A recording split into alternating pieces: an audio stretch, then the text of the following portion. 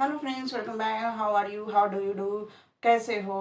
I hope you are fine. मुझे लगता है आप अच्छे हो। आज के टॉपिक में हम प्रीपोजिशन का प्रयोग हिंदी इंग्लिश दोनों वाक्यों से समझेंगे और पहचानेंगे। और कभी कभी ऐसे प्रीपोजिशन भी होते हैं, दो या दो से अधिक प्रीपोजिशन जो समान अर्थ वाले होते हैं, तब हर कोई कंफ्यूज हो जाता है, हर कोई धोखा खा जाता है और आप घबरा जाते हो, सोचने लगते हो कि एट का प्रयोग कहाँ किया जाए, इन का प्रयोग कहाँ किया जाए। तो ये सारे कंफ्यूजन मैं आपको दूर करने वाली हूँ, अंतर को भी बताऊंगी और साथ में रूल को भी बताने वाली हूँ। इसलिए मेरा वीडियो लगातार अंत तक देखिए, समझिए। समझ समझ के मेरा वीडियो देखिएगा तो जल्दी समझ में आ जाएगा। तो आइए सबसे पहले शुरुआत करते हैं एट एंड इन प्रपोजिशन का।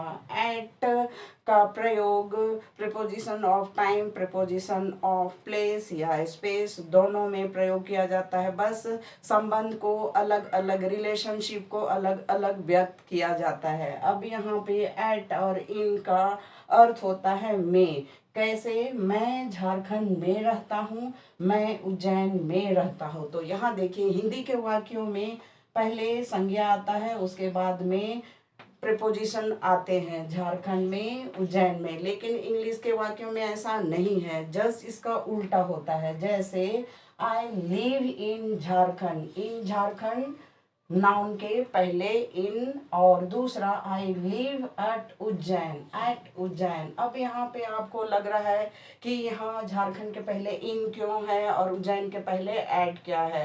तो बस आपको दो बातें ध्यान रखना है। बड़े स्थान हो, यानी झारखंड, एमपी, यूपी, ये स्टेट होते हैं।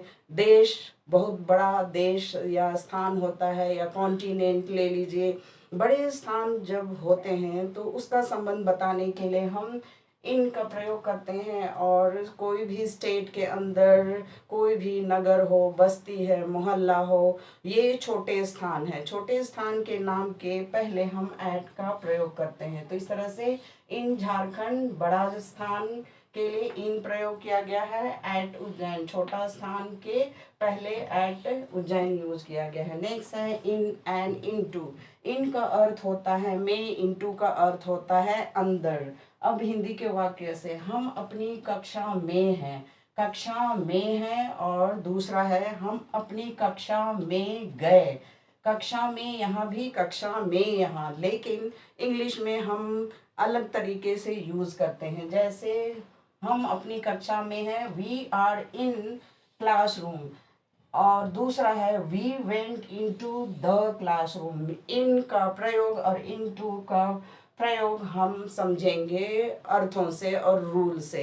इन का प्रयोग यहाँ पता चल रहा है कि वो कमरे में या कक्षा में पहले से मौजूद है और कोई भी मूवमेंट का संबंध नहीं हो रहा है, इसलिए यहाँ क्लासरूम के अंदर इन का प्रयोग किया गया है। यहाँ वाक्य में देखिए, कक्षा में गए, यानी वो दूसरी जगह थे और वो कक्षा के अंदर मूव करते हुए आए हैं। तो गए से पता चलता है कि यहाँ मूवमेंट का संबंध है, यानी गति का संबंध है।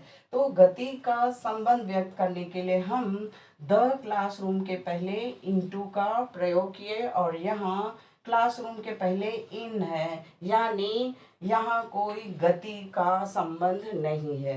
दूसरा है विथ एंड बाय। विथ का मतलब होता है के साथ, और बाय का अर्थ होता है से। लेकिन जब वाक्यों में यूज होता है तो दोनों का समान अर्थ के रूप में से का प्रयोग होता है। जैसे वह धार चाकू से सेव काटा, चाकू से।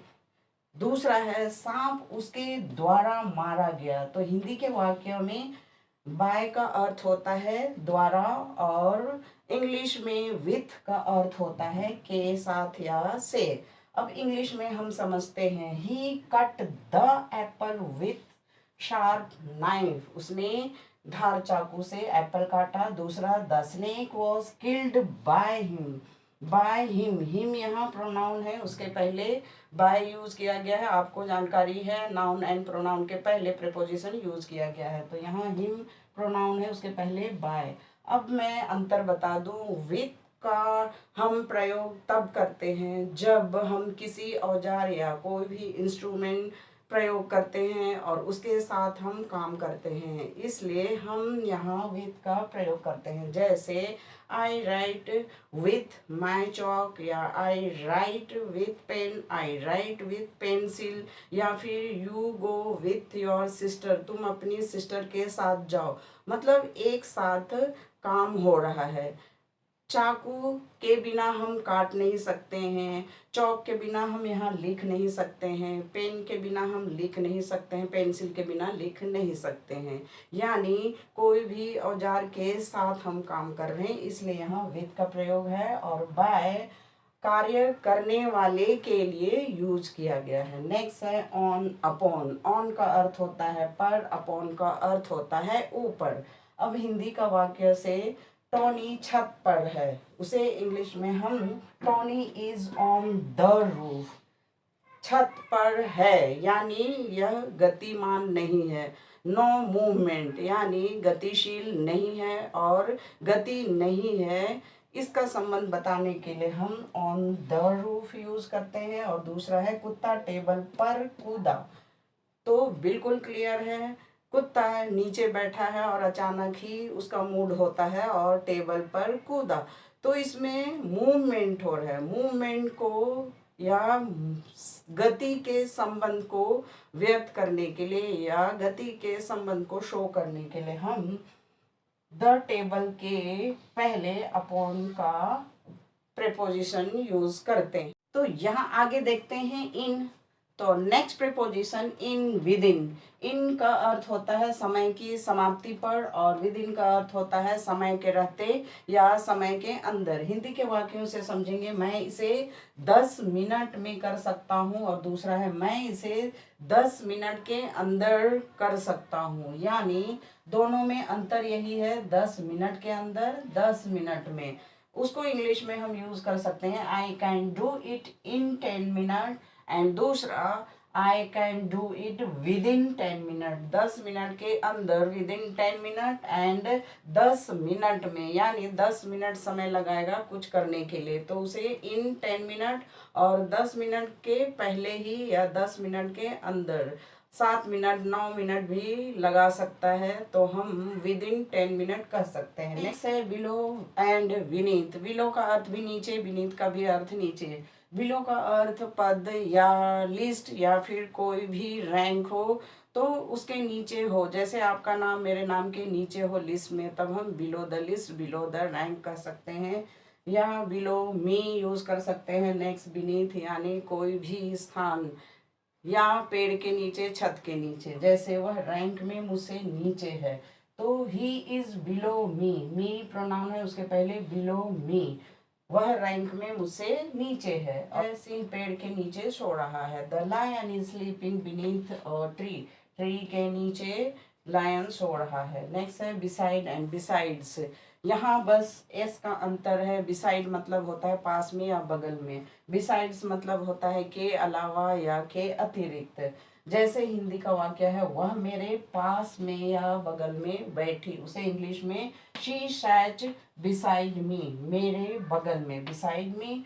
नेक्स्ट है राज के अलावा, बिसाइड्स राज, दूसरे लड़के यहाँ आओ, besides Raj other boys come here. Next है सिंस फॉर, दोनों का अर्थ होता है से।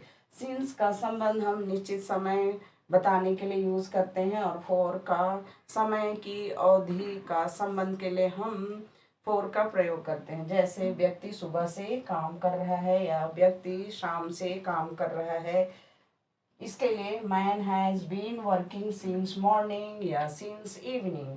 नेक्स्ट राम 2 दिनों से, एग्जैक्ट नंबर हम बता रहे हैं और ड्यूरेशन बता रहे हैं टाइम का, 2 दिनों से। उसके लिए Ram has been sick for 2 days। तो इस तरह से आपने बिल्कुल समझ लिया प्रीपोजिशन को, और आप बिल्कुल कंफ्यूज होने वाले नहीं हो, और बिल्कुल आपको अच्छा लगा हो और आपने बिल्कुल समझ लिया है, तो सब्सक्राइब करना, लाइक करना और शेयर करना बिल्कुल ना भूलें। Thank you, all the best.